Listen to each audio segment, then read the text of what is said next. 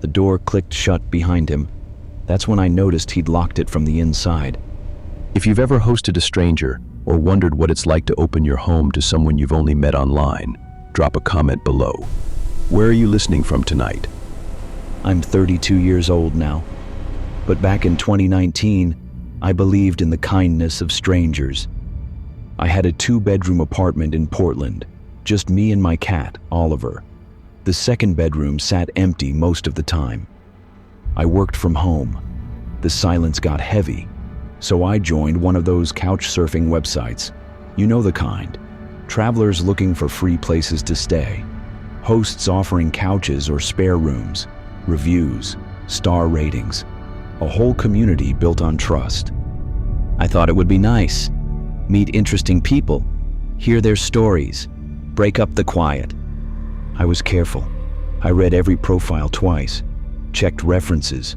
Only accepted guests with good reviews. The first guy seemed perfect. His name was Aaron, 28 years old, software developer from Austin. His profile had 47 positive reviews. Phrases like, great guest and respectful, and would host again. He messaged me 3 weeks before his trip. Polite, professional. Said he had a conference downtown and didn't want to spend money on a hotel.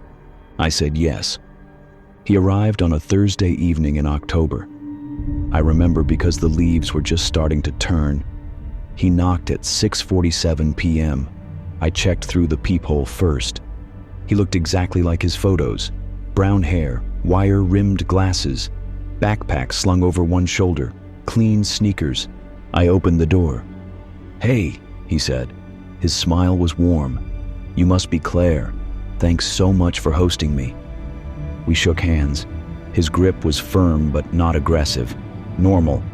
I showed him the spare room, clean sheets, towels folded on the dresser. I pointed out the bathroom, the kitchen, told him to help himself to anything in the fridge. "I'll be out of your hair most of the time," he said.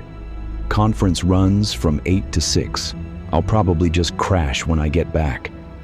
"No problem," I said. "Make yourself at home." The first 2 nights were fine. He left early, came back late. We exchanged pleasantries in passing. He washed his own dishes, kept his door closed, quiet as a ghost. On the 3rd night, I woke up at 2:14 a.m. Oliver was growling, low and steady. He never growled. I sat up in bed, listened. Footsteps in the hallway. Slow, deliberate, back and forth, back and forth. I told myself Aaron probably couldn't sleep. Maybe he was jet-lagged. People pace when they can't sleep. But something about the rhythm felt wrong, too measured, like he was counting steps. I lay back down, pulled the covers up. Oliver pressed against my leg, still growling softly. The footsteps stopped outside my door. I held my breath. Silence. Then the floor creaked, just once, right outside. I waited. My heart hammered against my ribs. After what felt like an hour, the footsteps moved away. I heard his door close. In the morning, I convinced myself I'd imagined it. Sleep paralysis, a dream. Aaron was drinking coffee at the kitchen table when I came out. He looked up and smiled. "Morning," he said. "Sleep okay?" "Yeah," I lied. "You?" "Out like a light," he said. That night, I locked my bedroom door. I'd never locked it before, but I twisted the little knob on the handle and tested it twice. I didn't hear footsteps that night. I barely slept anyway. On his last morning, Friday, Aaron packed his bag, thanked me again, said I was a great host, asked if he could leave me a review. "Of course," I said. He left at 9 a.m.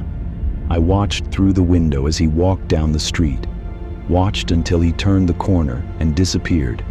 Then I went into the spare room. The bed was made, the towels were folded. Everything looked normal, except on the wall beside the bed, there were scratches, thin lines, dozens of them, carved into the paint with something sharp, tally marks. I counted them, 47. the same number as the reviews on his profile. I never used that website again. The second time was different. This was early 2020, January, before everything shut down. Her name was Sophie, 23, from Montreal. She was traveling down the West Coast and needed a place to stay for one night. Her profile picture showed a girl with short blonde hair and a bright smile. She had 12 reviews, all positive. One said, "Sophie is so sweet and friendly, a delight to host." She knocked at 4 p.m. on a Sunday. I opened the door. She looked different from her photo, thinner. Her hair was longer, darker. But people changed their hair. I didn't think much of it. "Hi," she said. Her voice was soft, almost a whisper. "I'm Sophie." "Come in," I said. She had a small rolling suitcase, no backpack. She wore a long coat even though it wasn't that cold. I showed her to the spare room. She nodded, but didn't say much. Just, "Thank you," in that same whisper. "Are you hungry?" I asked. I was about to make dinner. "No," she said quickly. "I'm fine. I ate earlier." "Okay, well, let me know if you need anything." She closed the door. I heard the lock click. I made pasta for myself, ate alone in the living room. Oliver curled up next to me. I watched half a movie. Around 9 p.m., I heard her door open, footsteps in the hallway, then the bathroom door closed. The water ran and ran and ran. I checked my phone. 15 minutes, still running. Maybe she was taking a bath, that was fine. People take baths, but we didn't have a tub, just a shower.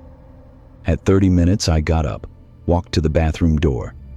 "Sophie," I called. "Everything okay?" No answer, just water, steady, constant. I knocked. "Sophie." The water stopped, silence. Then softly, "I'm fine." I heard her move. The door unlocked. She stepped out. Her hair was dry. "Sorry," she whispered. "I'll be out of your way." She went back to the spare room, closed the door. I stood in the hallway, stared at the bathroom. I went inside. The mirror was fogged. The floor was dry. I touched the shower curtain, bone dry. The sink was full, filled to the brim. Perfectly still water, clear. And at the bottom, I saw something. I reached in, pulled it out. A photo, soaked, old. The edges were worn. It was a picture of my apartment building, taken from across the street, taken at night. My living room window glowed in the photo. I could see myself, sitting on the couch, watching TV. I didn't know when this photo was taken. I didn't recognize it. I dropped it in the sink, backed out of the bathroom. Sophie's door was closed. No sound from inside.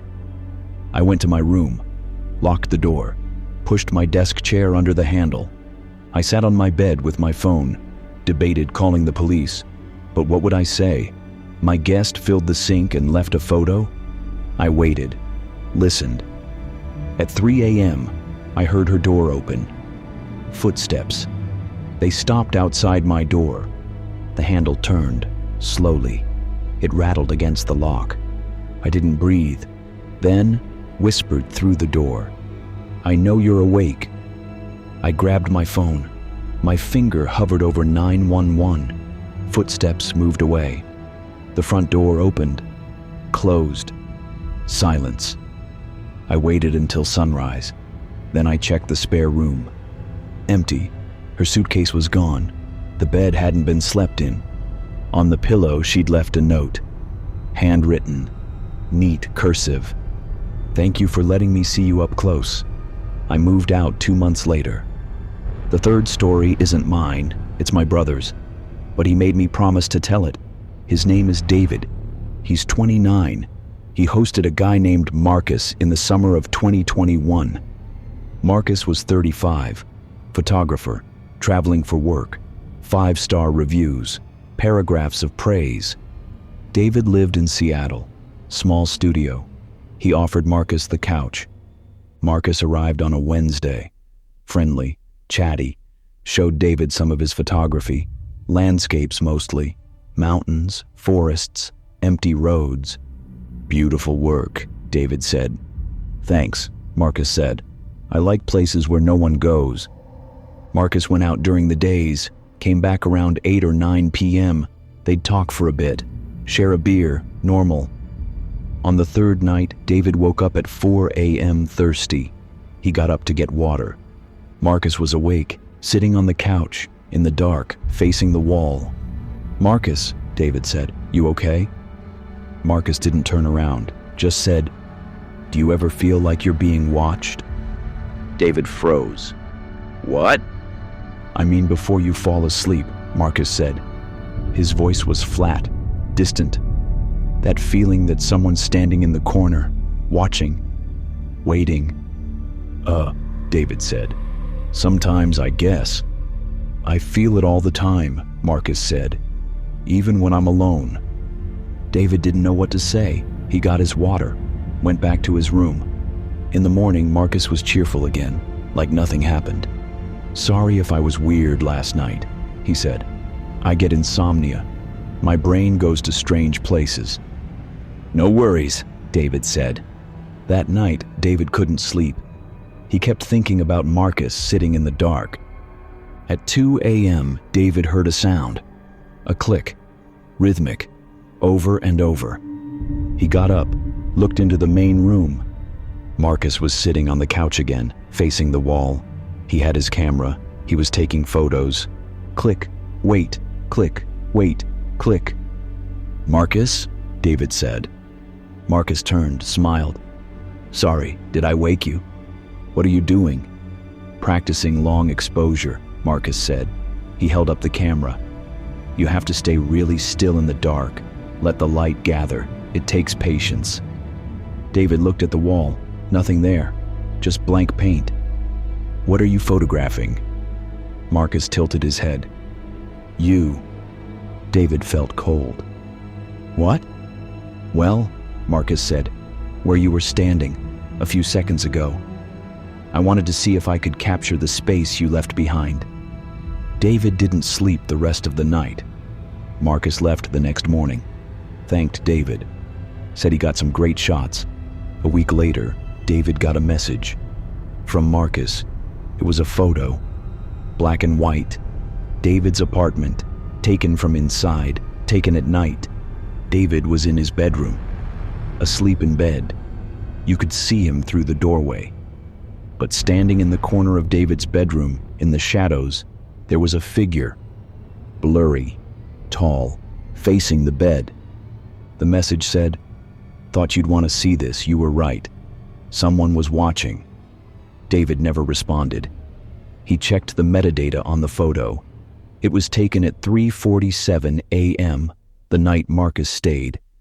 David moved a month later. He still doesn't know who the figure was. "I don't host strangers anymore. I keep my door locked. I check the corners before I sleep. Because sometimes the people we invite in aren't the ones we should fear. Sometimes they see things we can't. Or maybe they show us what's been there all along. And sometimes they leave marks we'll never scrub away." I still think about Aaron's tally marks, Sophie's photo, Marcus's shadow. I wonder if they still think about me. For now, the door stays locked. The chair stays wedged under the handle. For now.